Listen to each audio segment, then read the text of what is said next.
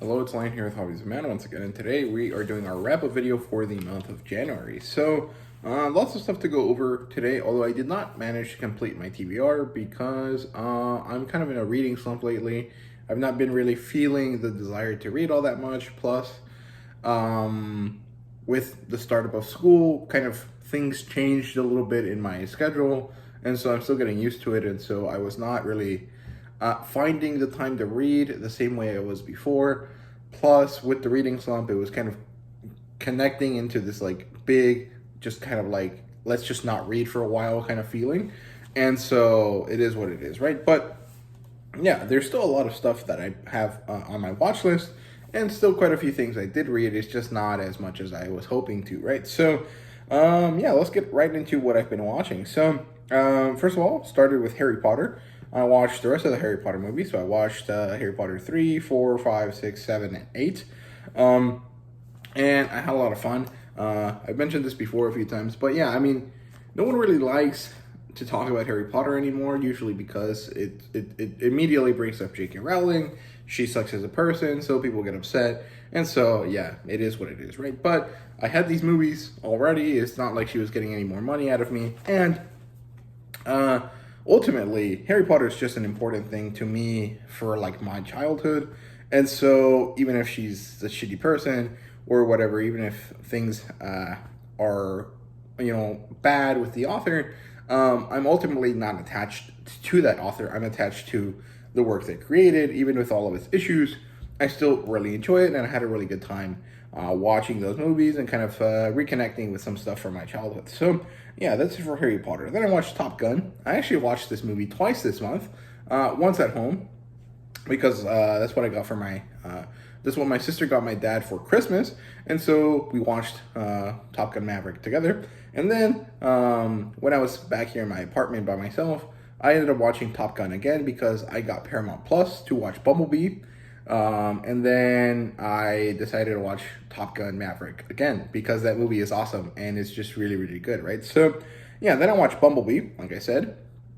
And this one is a really good movie, actually. It's probably the best Transformers movie out there. I like all of them simply because I enjoy the concept of Transformers, but also those movies are just fun in the kind of like turn off your brain and don't think about anything, just enjoy the spectacle kind of way. Like, I guess that's kind of the same way that most people treat Avatar, but Avatar like actually has meaningful things in it. Transformers does not. It's just like a battle scene, a cool speech by Optimus Prime with Peter Cullen's voice, then a cool fight, and then a cool fight, then some explosions, and then sometimes there's a hot chick, right? So, yeah, but Bumblebee, compared to all of those other movies, is actually a good kind of story. It kind of has like an ode to the 80s, but also is kind of just a really good, like, great movie. I really, really like it. The character designs for Bumblebee and the three bad guys that show up are great. The first 3 minutes where you just have the Cybertronian stuff happening, awesome. Really, really good stuff. I really wish we got more of the Cybertronian stuff. Like, let's just have a Transformers prequel series called, Cybertron or whatever, and then just have like a 5-episode series, live action, where like you just have people motion capture the characters, and then you just put voices over it, and there you go. That's all it is, right? Kind of similar to how Avatar does things, right? But that's probably not ever going to happen, but I really wish it did, because it'd be really, really cool. Then I watched Transformers Age of Extinction, because it was on Paramount Plus again. And this movie is bad, but I really like the dinosaurs that show up at the end. So yeah, there you go. That's all I have to say about that one.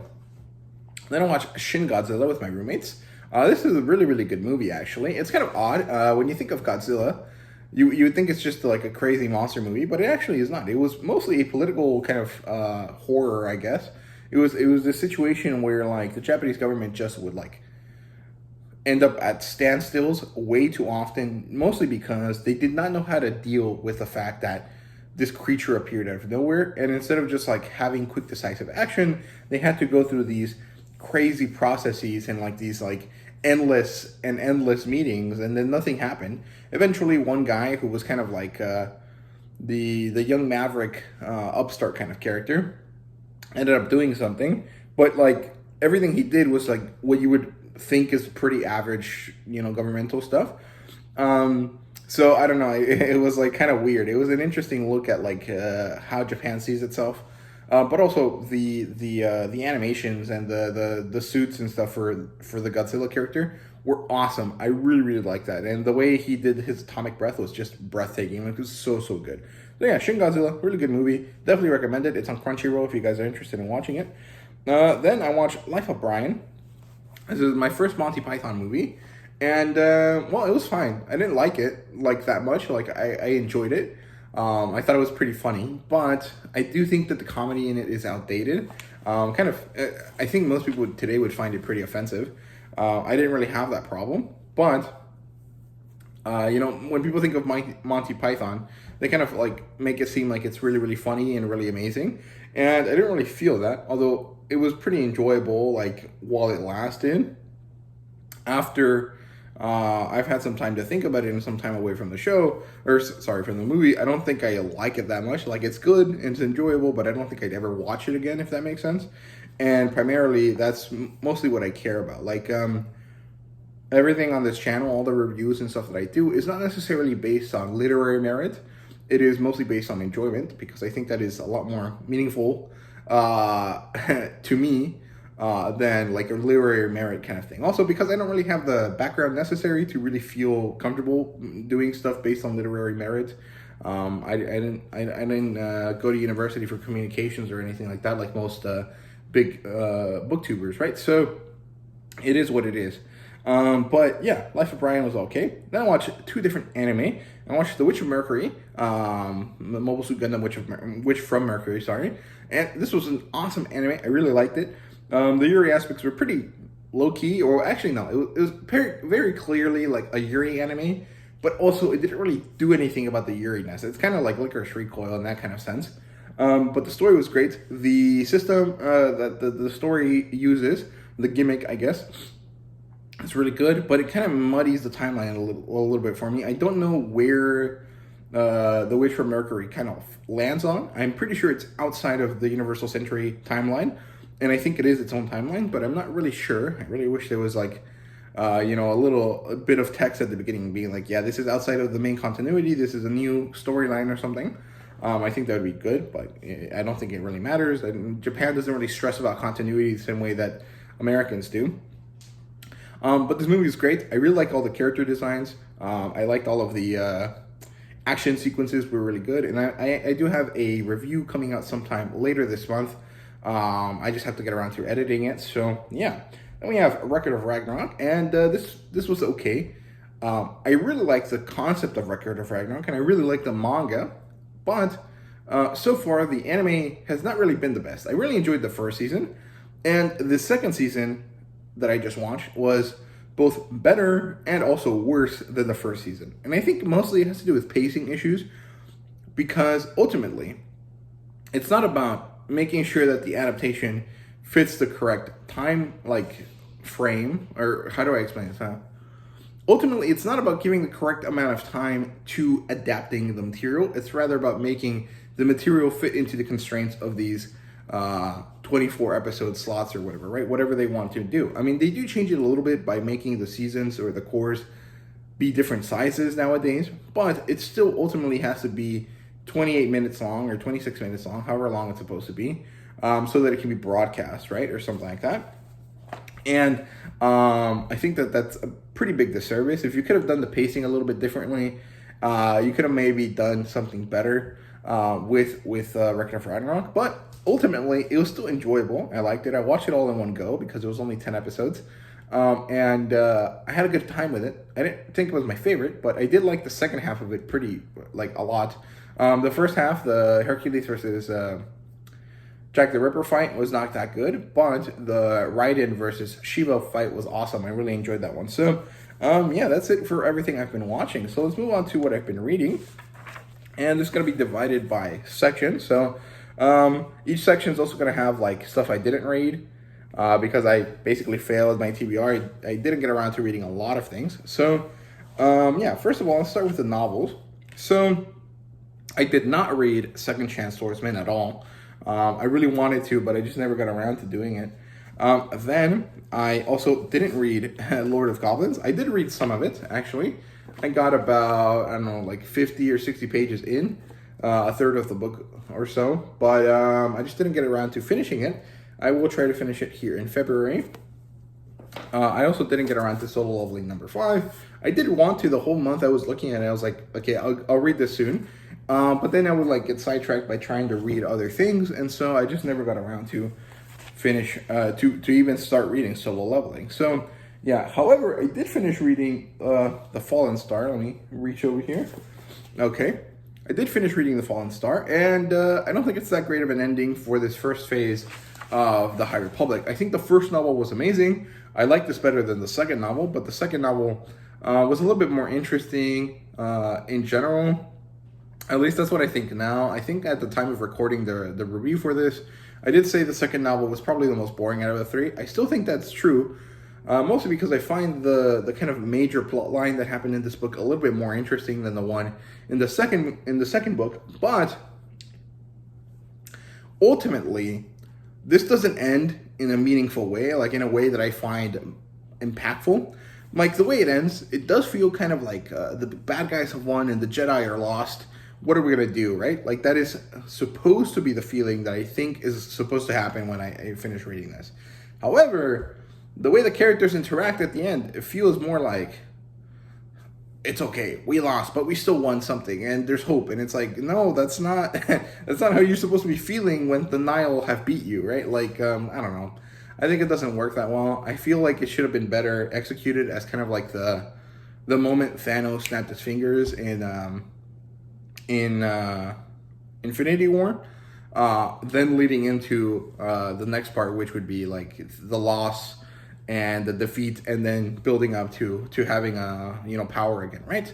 But that's just me. Also, I don't think I'm going to continue with the High Republic or any of the phases at all after this one, because I don't think I'm interested in going back 150 years to phase 2 and then coming back here. Like, I don't understand why they even did that. If they had planned it all out from the beginning, why did you not tell it in a linear fashion? It's so stupid to do it that way. I understand there's like artistic reasons for it maybe, but ultimately that is confusing and annoying to readers, and I just don't find it to be meaningful, especially not when you have to be aware of that fact, and it's going to be confusing when you read it, at least in my opinion. And I don't know, because I'm not going to read it. I don't think the High Republic is for me. I would really like to see this in a television show, and like in a Clone Wars style show. I think it would work really, really well. But ultimately, I think I'm done with the novels for now. And that's really all there is to that. So yeah, Star Wars The High Republic, The Fallen Star was okay. It was enjoyable. It was like a 3 out of 5 for me. And I'm probably not going to read any more of these at all. So yeah, there you go. That's it for that.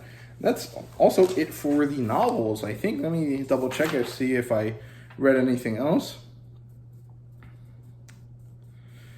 No, I did not. Okay, so let's move on to the comic books. I did not read, or I did not finish reading Weird World. I got about halfway through it. I think it's pretty cool, actually. But each story is kind of its own thing. It doesn't really have too much to do with itself. So it's kind of like read one, leave it alone, read another one, leave it alone, read another one kind of thing. And I did that for the first two, and then I just never got back to it. So that's why I haven't finished it. But I am interested in in finishing the book up, and I'm looking forward to it. So yeah, definitely going to go on my TBR for February again, because I do want to finish it soon. So yeah, then I did not get around to Kingdom Come or Devil's Red Bride, mostly just because I didn't just feel like reading, so I just didn't get around to reading them. So yeah, let's talk about the stuff that I did read though. So let's see, let me reach over here, hope nothing falls. Okay, so first of all, Usagi Yojimbo, number 1. This was given to me by my buddy Darth Penn, and I really, really liked it, actually. I thought it was really, really good. The pricing on these is a little bit cumbersome. It's quite a lot for what it is, but it's fine. I think that's just kind of normal for IDW. But the story was really, really good. It's basically the origin story for this Bunny Yojimbo character. And it's really, really good. I liked it a lot. I think it's really enjoyable. And yeah, thank you, Darth Penn, for giving me this. And yeah, if you guys have not checked out Usagi Yojimbo before, definitely check this out. It's really, really good. And it's definitely better if you buy it on Amazon, because that way it'll be a bit cheaper and kind of more in line with a normal price range for a trade paperback. So there you go. That's Usagi Yojimbo Origins. And then I read some of these issues. So these are the ones my sister gave me. So I didn't really like this one. I don't like the art style. And I don't really like Miss Marvel or Captain Marvel or whatever her name is. Mostly because I don't like the movie. Then Edward Baker's Captain America. This one was really, really good. I definitely want to find the trade paperback for this and pick it up, because it was really, really enjoyable. So yeah, then we have the New Avengers. I also like this one quite a bit. That was cool as well. It was kind of in the middle of the storyline though, so I don't really know what the hell was going on, but I did like it a lot. So there you go. That's the New Avengers. Then we have Black Vortex Omega. This is the end of this kind of crossover event. And I actually really like this, but there's no point in me going back to find the rest of them, because now I know how it ends. And I think it was a very satisfying story in and of itself, you know, like just how it is. And I like it a lot. So yeah, this one mostly deals with this kind of character here, dealing with them, and also with Kitty Pryde and what's his name? Star-Lord having a relationship. Then, getting to the really, really good stuff, we have some other single issues. So we have Moon Knight 18 and 19, I think. Let me double check. Ooh, I can't see them. Yeah, 18 and 19. This one was good. I liked it, but I am kind of getting tired of Moon Knight, so I'll probably stop collecting it here when this next arc finishes. Then we have The Least We Can Do. Also going to stop collecting this one when the next arc starts. I think it's on issue 7, because I like it. I think it's interesting, but ultimately I'm not liking it that much, so there's no point in me continuing it on. Then we have Dead Lucky. This one is not my favorite, but it is pretty good, and it also ties into the Supermassive universe, so I'm going to definitely keep collecting this one because I do like it in general. It's just like the last couple issues I've not really cared too much about. We have Vanish number 4. I love this cover so much. And this one has a big character death that's probably going to be very important to the story. We have Titans United Blood Pact number 5. No, yeah, 4 out of 6. Well, this one, there's only one left, so I'm going to finish it, and then I'll probably get rid of it after a while. You have Rogue Sun number 9. I like this one a lot. This one kind of deals with a new, very powerful villain that Dylan, I think that's his name, will have to deal with. That, well, it's going to be very difficult for him to do. So, then we have Gun Honey. Love this series. This one is the last the last issue in volume 2, and they actually teased that there's going to be quite a few more things in the Gun Honey universe coming up. Let me see if I can figure it out. Now the extra covers for this are so good. So yeah, Joanna Tan's story is going to continue for sure in another series, but there's also going to be this other chick, Dahlia Racer, who is going to have her own series as well. So yeah, we have Joanna at the end of 2023 in Gun Honey Collision Course, and something else. I don't remember what the name of that other one is called. But yeah, it'll be sometime in the summer. So yeah, I really like Gun Honey, and I already mentioned my problems with Titan lately, but yeah, it doesn't really have to do with their comic books. It's mostly about their manga. Next we have Death Dealer number 8, and this one deals with the two of them in hell, but also it kind of finally gets back to the side stories where the sorceress and the sea goddess and stuff are marching over to try to do something in order to help the Death Dealer, right? Then we have Dark Knights of Steel number 9. Really enjoyed this one. I thought it was pretty good. Then we have Inferno Girl Red. I like this one a lot. It's kind of a origin story, but also kind of a prequel to the Supermassive crossover, the original one. And I like it a lot. It's also kind of big, and that's pretty exciting. Then we have Lord of the Jungle number 3. This one finally gets around to the problem. It's basically kind of the same thing that happened in the first novel, where Tarzan gets mad at someone that kills Kala, and then he goes on a hunting spree and kills all of them. But in this case, instead of being some African tribe, it actually happens to be some European poacher, and he's gonna come back and he's back for revenge before he dies, right? So pretty cool. I quite like that. It's kind of an old man Tarzan kind of vibe to it, and it's pretty enjoyable. Then we have Titans United Blood Pact number 5. Like I said, this one is not that good, but it's about to be finished, so might as well just finish collecting it. And then we have Barbaric number 1. This is for the 3rd volume, Hell to Pay. And this one was really, really good. I like it a lot. Basically, we deal with Soren and the chick from the side story, and they kind of team up, and they're all going to be like, okay, we got to go to hell to help Owen, so what are we going to do about it? And it's pretty good. I liked it a lot. So there you go. That's all I've read for the comic books. And honestly, I think most of them were pretty good. I really enjoyed my time with them. I just have been reading, have been in a bit of a reading slump, so it's not that easy to kind of deal with. So yeah, moving on to the manga. The stuff that I did not finish from manga was the Dragon Ball Piccolo saga. I just did not read any of it. And I also didn't read any of the Wakamundo entry arc, which is chapters 230 to 251 of Bleach. Again, the reading slump just really fucked me, and I did not let me really do anything. However, I did get around to reading a lot of the physical stuff that I had. Once, or actually early on in the month, before I got in a bit of a reading slump. So, yeah, let's first talk about the digital stuff, and then I'll show you the physical volumes. So, just recently, I finished reading Altair, the Record of Battles, which is a really, really good manga, actually. It's kind of a historical fiction novel, or it's kind of a historical fiction manga, and it deals with this, like, fake version of the Ottoman Empire versus this fake version of, like, the Holy Roman Empire, and they're gonna fight, and there's this one guy called Mahmoud, who is the main character, and he basically is a general for the fake Ottoman Empire, and he has to basically thwart a bunch of the fake Holy Roman Empire's plans in order to stop them from going to war with his country, because they're significantly stronger, and so if they go to war, his country, Turkey, is going to be completely demolished, right? So he's trying to stop that. Then I read The Witch and the Beast, which is pretty good. I liked it. I like the aesthetic of it. I'm not really sure about the characters, but I definitely want to read this a bit more. And I think I am going to switch for physical editions, but I'm not going to do that this year, so I'll probably get around to collecting it sometime next year. Then I read the first volume of Rave Master. It's good. It's enjoyable to hear Mashima work, but it is not any of his it is not as good as any of his other works. And so I don't think I'm going to continue collecting it, just because, one, it's hard to collect physically, which I would prefer, and two, it didn't really captivate me the same way that Fairy Tail and Eden Zero did. So it is what it is.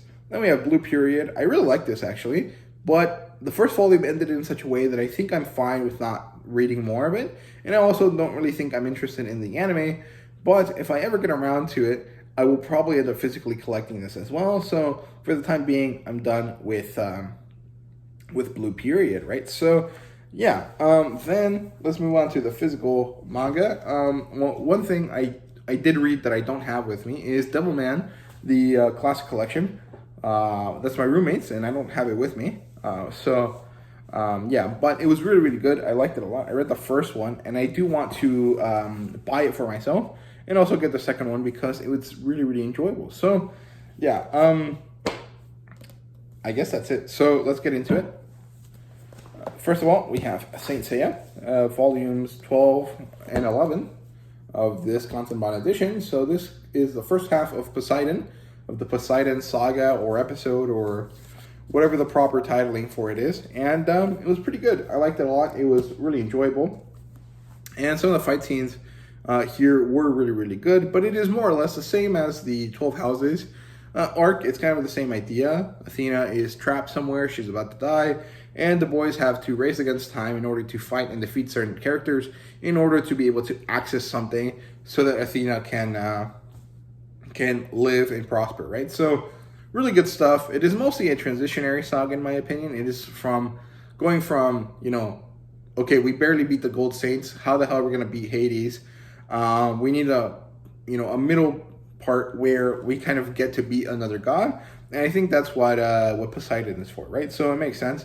And overall, it was really enjoyable. So yeah, then we have Witch Hat Atelier numbers 9 and 10. Really good stuff. I love this, and the cliffhanger ending for number 10 was amazing. It was really, really good, and I liked it a lot. So I can't wait to collect more of that. Then we had Bride's Story number 3.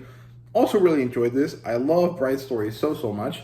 I do want to get more Kaori works like Emma, but well, $30 on one purchase is kind of a lot of money to drop. So I don't think I'll get around to that. But for now, A Bride's Story continues to be a very enjoyable story, and one that I really, really liked. Also, I really like the story that's in this volume, because it is kind of a side story.